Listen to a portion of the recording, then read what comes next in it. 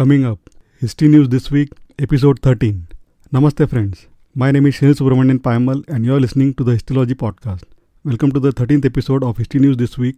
Please note that History News This Week will be online every Sunday at 9:30 pm Indian Standard Time, that is 4 pm GMT.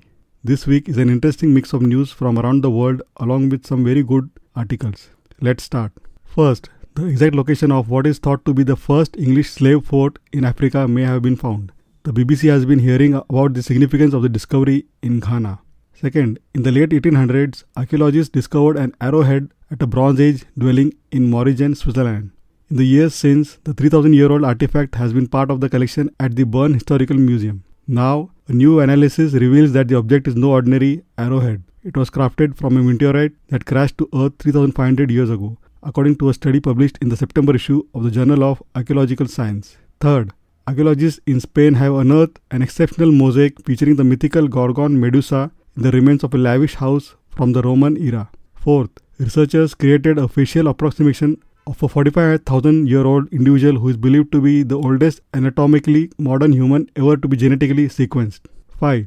Even as the proposed structural inspection of the Puri Jagannath Temple's Ratna Bhandar is likely to be conducted during Rath Yatra in July next year, the Archaeological Survey of India on Friday said its immediate focus is to train its staff on the operation of the 3D laser scanner, which will be used during the structural test. Sixth, the British Library has found censored details in the official account of Elizabeth I's reign, which suggests that King James I may have tried to have her assassinated and that he fabricated an account in which she named him her successor. Coming to the articles and pictorials, the first one is titled, How Have Conspiracy Theories Changed the Course of History? Thriving in troubled times, the allure of a good conspiracy theory has proved irresistible whenever and wherever authorities are not trusted. What's the damage? The second is titled, In Pictures, The Protectors of a 7,000-year-old Faith. It is about Lelish, which is a tiny mountain village in Kurdistan with a population of just 25. It is to the Yazidis what Mecca is to the Muslims or Jerusalem is to the followers of Islam, Christianity and Judaism. The third is titled, The Tigris, the river that births civilization. This once mighty river where humans first developed agriculture, writing and the wheel, but now the lifeblood of the ancient world is under threat.